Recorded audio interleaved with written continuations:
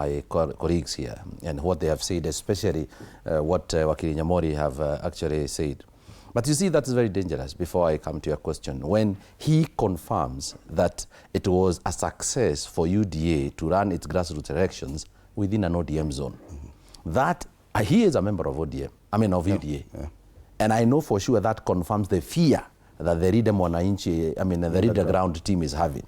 That the intentions of the president, it is to actually challenge them in their core area, where it is that their support is. So what are they going to be bringing to him when the time of negotiations come? But then again, your question is quite timely in regards to what it is that Akina Sifuna and Babu Owino are trying to say when they say they will have a presidential candidate. Let them have it. It is out of that coalitions, as Wakili Kipto have said, are going to be done. You know, when you put yourselves together like they have done, they have gone around the country, Mombasa, Kitengela, Kakamega, all through Nakuru, now from Busia, I think Bugoma, somewhere they were, all the way to Kisumu and all that. When you find yourself in that space, you must first believe in yourself, believe in your cause, believe in what you're doing.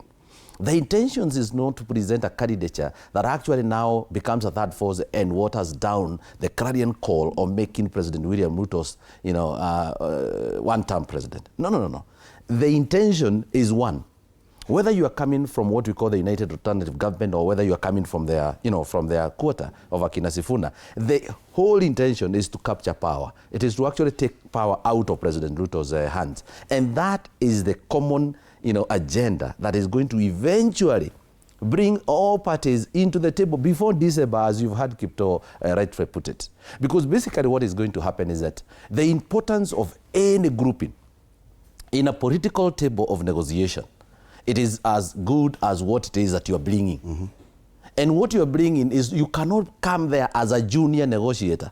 When you start proclaiming that you are not interested in the presidency, you are not interested in this and the other, and what you want to bring onto the table is actually you are looking for a certain seat there, we want power, we want government, we want ministers. You've already declared yourselves as a superior, as a junior in that negotiation.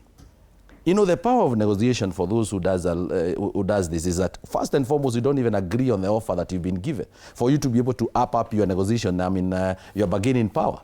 So what are you trying to say? I agree with Babu, Sifuna and their team to pronounce themselves as potentials in terms of presenting a presidential candidate. That shows that when they come to the table, based on the numbers and the mathematical that is going to be on that table, they can easily secure a deputy president, position, and that could be their intention. But what are you targeting? You aim the sun, you reach the moon. You cannot purport that you can actually lead a country, run a movement like this one, and then go like Oburu and say, we do not want to be president. That is why ODM has failed already, and they will not survive from that particular pronouncement. I can tell you for sure. Their bargaining power is compromised from the word go. The day they refused to pronounce themselves as potential presidential.